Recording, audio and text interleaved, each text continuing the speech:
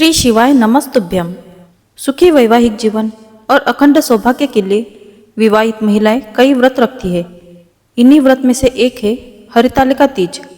हिंदू पंचांग के अनुसार हर साल भाद्रपद मास के शुक्ल पक्ष की तृतीया तिथि को हरितालिका तीज का व्रत रखा जाता है। इस दिन सुहागिन महिलाएं पति की लंबी आयु और अच्छे स्वास्थ्य के लिए और कुंवारी कन्याएं मनचाहा जीवन साथी पाने के लिए इस व्रत को रखती है। इस दिन मां पार्वती और शिव जी की विधिवत पूजा की जाती है। इस दिन महिलाएं निर्जला व्रत रखती है और पूरे दिन पूजा ध्यान करने के बाद प्रदोष काल में पूजा करती है। इस साल हरितालिका तीज पर काफी शुभ योग बन रहा है। आइए जानते हैं हरितालिका तीज की सही तिथि, शुभ मुहूर्त और महत्व के साथ अन्य जानकारी। भाद्रपद मास के शुक्ल पक्ष की तृतीया तिथि 5 सितंबर को दोपहर 12:21 से शुरू हो रही है, जो 6 सितंबर को दोपहर 3:01 पर समाप्त होगी। ऐसे में उदय तिथि के आधार पर हरितालिका तीज 6 सितंबर 2024 शुक्रवार को मनाई जाएगी। पूजा का शुभ मुहूर्त सुबह 6:02 से सुबह 8:33 तक है। इसकी कुल अवधि 2 घंटे 31 मिनट की है। कई जगहों पर सूर्यास्त के बाद प्रदोष काल में पूजा करने का विधान है। बता दें, इस दिन सूर्यास्त 6:36 पर हो रहा है। हरितालिका तीज पर ब्रह्म मुहूर्त सुबह 4:30 बजे से 5:15 बजे तक है। अभिजीत मुहूर्त सुबह 11:54 से लेकर दोपहर 12:44 तक। राहु काल सुबह 10:45 से लेकर दोपहर 12:19 तक। इस साल हरितालिका तीज पर रवि योग शुक्ल योग के साथ चित्रा नक्षत्र बन रहा है, जो काफी शुभ माना जा रहा है। बता दें कि इस दिन रवि योग सुबह 9:25 से लग रहा है, जो अगले दिन 7 सितंबर को सुबह 6:02 पर समाप्त होगा। आइए अब जानते हैं हरितालिका तीज का धार्मिक महत्व। हिंदू धर्म में हरितालिका तीज का विशेष महत्व है। हरितालिका तीज की तरह ही कजरी और हरियाली तीज का भी व्रत रखा जाता है। तीनों ही व्रत में माता पार्वती और शिव जी की पूजा की जाती है, लेकिन तीनों ही तीज के व्रत अलग अलग तिथि में पड़ते हैं। इस दिन सुहागिन महिलाएं पति की लंबी आयु, अच्छे स्वास्थ्य के लिए और संतान की प्राप्ति के लिए व्रत रखती है। ये नवविवाहितों के लिए काफी खास होता है। इस दिन ससुराल पक्ष से वस्त्र, ज्वेलरी, मिठाई सहित कई उपहार मिलते हैं। इसे सिंजारा कहा जाता है। इस दिन महिलाएं 16 श्रृंगार करती है। हरितालिका तीज की पूजा विधि। हरितालिका तीज पर पूजा करने के लिए सबसे पहले ब्रह्म मुहूर्त में ही स्नान कर ले, फिर साफ वस्त्रों को धारण करे। शुभ मुहूर्त के अनुसार पूजा की सभी सामग्रियों को एकत्रित कर ले। इस दौरान सुहागिन महिलाएं 16 श्रृंगार के साथ पूजा में बैठे। सबसे पहले शुद्ध काली मिट्टी से शिव, पार्वती और गणेश जी की मूर्ति बनाए। फिर जहाँ भी पूजा कर रहे हैं वहाँ पर केले के पत्तों से मंडप बना ले। इसके बाद गौरी शंकर की मूर्ति को चौकी पर स्थापित कर ले। अब गौरी शंकर की मूर्ति का गंगा जल पंचामृत से अभिषेक करे। भगवान गणेश को दुर्वा और जनेऊ चढ़ाए।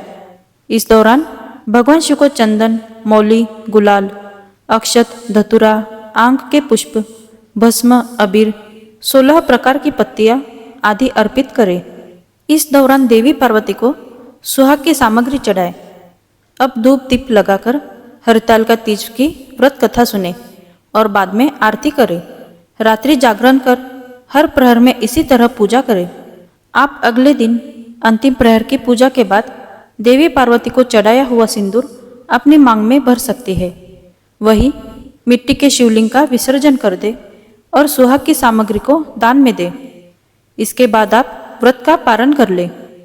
आइए अब सुनते हैं हरितालिका तीज व्रत की पौराणिक कथा। यह हरितालिका व्रत कथा शिवजी ने ही मां पार्वती को सुनाई थी। भगवान शिव ने इस कथा में मां पार्वती को उनका पिछला जन्म याद दिलाया था। हे गौरी, पिछले जन्म में तुमने मुझे पाने के लिए बहुत छोटी उम्र में कठोर तप और घोर तपस्या की थी। तुमने ना तो कुछ खाया और ना ही पिया, बस हवा और सूखे पत्ते चबाए।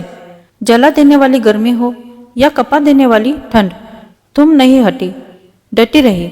बारिश में भी तुमने जल नहीं पिया। तुम्हें इस हालत में देखकर तुम्हारे पिता दुखी थे। उनको दुखी देखकर नारद मुनि आए और कहा कि मैं भगवान विष्णु के भेजने पर यहाँ आया हूँ। वह आपकी कन्या से विवाह करना चाहते हैं।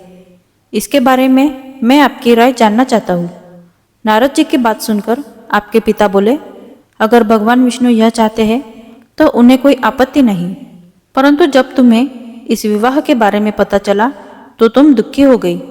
तुम्हारी एक सहेली ने तुम्हारे दुख का कारण पूछा तो तुमने कहा कि मैंने सच्चे मन से भगवान शिव का वरण किया है, किंतु मेरे पिता ने मेरा विवाह विष्णु जी के साथ तय कर दिया है। मैं विचित्र धर्म संकट में हूँ। अब मेरे पास प्राण त्याग देने के अलावा कोई और उपाय नहीं बचा। तुम्हारी सखी बहुत ही समझदार थी। उसने कहा, प्राण छोड़ने का यह कारण ही क्या है? संकट के समय धैर्य से काम लेना चाहिए। भारतीय नारी के जीवन की सार्थकता इसी में है कि जिसे मन से पति रूप में एक बार वरण कर लिया, जीवन पर्यंत उसी से निर्वाह करे। मैं तुम्हें घनघोर वन में ले चलती हूँ, जो साधना स्थल भी है और जहाँ तुम्हारे पिता तुम्हें खोज भी नहीं पाएंगे।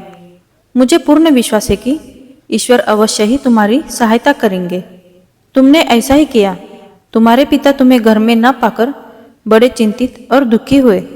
इधर तुम्हारी खोज होती रही, उधर तुम अपनी सहेली के साथ नदी के तट पर एक गुफा में मेरी आराधना में लीन रहने लगी। तुमने रेत के शिवलिंग का निर्माण किया।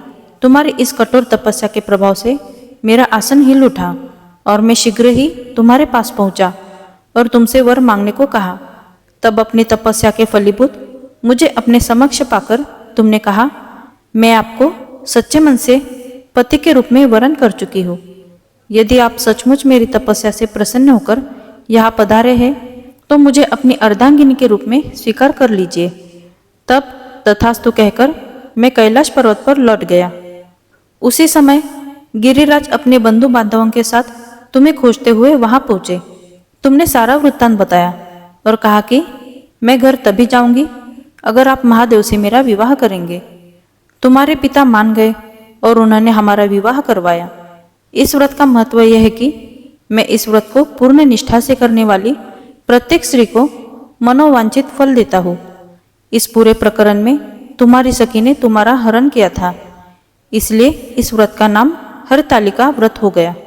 इस व्रत से जुड़ी एक मान्यता यह है कि इस व्रत को करने वाली स्त्रियां पार्वती जी के समान ही सुखपूर्वक पतिरमन करके शिवलोक को जाती है।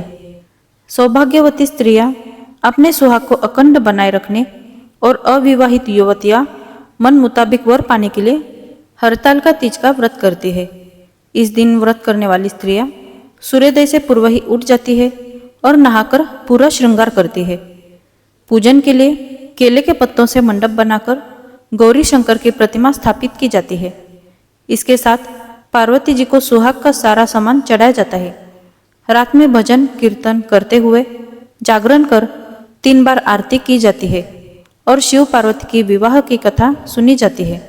इस व्रत के व्रती को शयन का निषेध है। इसके लिए उसे रात्रि में भजन कीर्तन के साथ रात्रि जागरण करना पड़ता है। प्रातःकाल स्नान करने के पश्चात श्रद्धा एवं भक्तिपूर्वक किसी सुपात्र सुहागिन महिला को श्रृंगार सामग्री, वस्त्र, खाद्य सामग्री, फल, मिष्ठान्न एवं यथाशक्ति आभूषण का दान करना चाहिए। रेत के शिवलिंग बनाए गए हैं तो उनका जलाशय में विसर्जन किया जाता है और खीरा खाकर व्रत को संपन्न किया जाता है। तो दोस्तों, ये थी आज की कहानी। अगर आपको ये जानकारी पसंद आई हो तो इस वीडियो को लाइक, शेयर और हमारे चैनल को सब्सक्राइब कीजिए। जल्द ही मिलते हैं अगली वीडियो में। तब तक धन्यवाद।